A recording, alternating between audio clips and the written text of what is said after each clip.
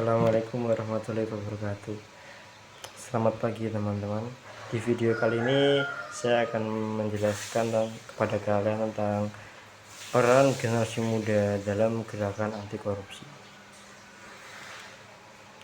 Hari ini kita hidup di tengah dunia yang serba cepat dan terus berubah.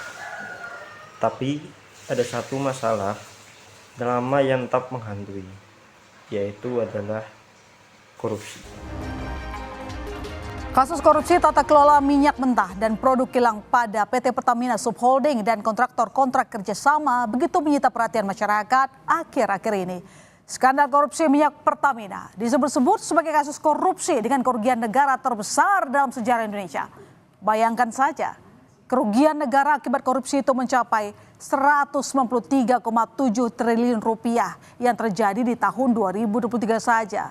Dan diperkirakan total kerugian hampir 1.000 triliun atau 1 kuadriliun rupiah karena korupsi diduga terjadi sejak tahun 2018. Maka tak salah bila kemudian sejumlah kalangan menyebutnya skandal mega korupsi.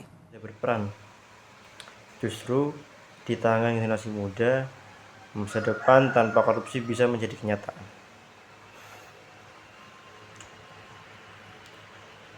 Oke, yang pertama itu apa itu korupsi? Indonesia tuh sempat jadi negara paling korup seluruh dunia. Bener-bener skornya paling bontot. Dan gue rasa kalian bakal surprise asal-usulnya kenapa bisa begitu. Tapi sebelum kita lanjut, kita harus setuju sama satu hal dulu. Korupsi adalah racun dari sebuah negara yang harus diberantas sampai akarnya. Kalau kita main iya-iya aja, gak usah berharap Indonesia maju. Korupsi adalah penyalahgunaan kekuasaan untuk keuntungan pribadi. Bisa berupa suap, fungsi, penggelapan anggaran, atau nepotisme. Apa dampaknya? Pendidikan jadi mahal, layanan publik buruk, dan kepercayaan rakyat pada pemerintah runtuh. Kita masuk ke bagian kedua, yaitu mengapa generasi muda sangat penting. Generasi muda adalah agen perubahan. Kita punya kekuatan, semangat, kreativitas, dan akses informasi di era digital. Suara anak muda bisa menggema lewat sosial media, aksi nyata di lapangan, atau bahkan lewat konten kreatif seperti video, podcast, dan blog. Bagian yang ketiga, yaitu apa yang bisa kita lakukan. Berikut ini beberapa cara kita, anak muda, bisa ambil bagian dalam gerakan anti korupsi. Yang pertama itu ada belajar dan kritis.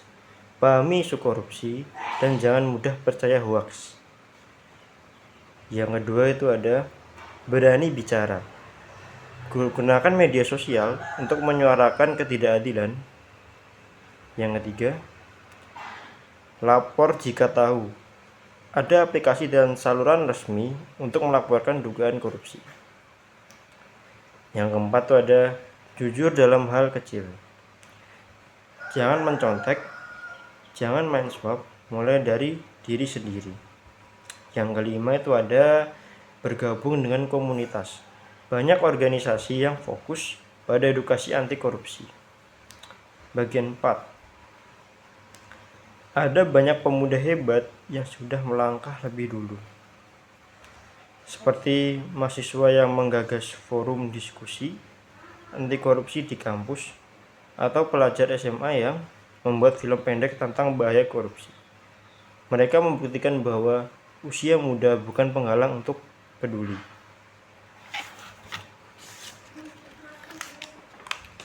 Yang terakhir itu ada penutup. Ayo bergerak bersama. Kita adalah generasi yang bisa mengubah bangsa. Mulai dari langkah kecil, berpikir kritis, bertindak jujur, dan berani bersuara. Bersama kita bisa bangun Indonesia yang bersih, adil, dan bebas korupsi. Sekian yang bisa saya sampaikan. Saya Tadi Marigen, saya pamit. Wassalamualaikum warahmatullahi wabarakatuh.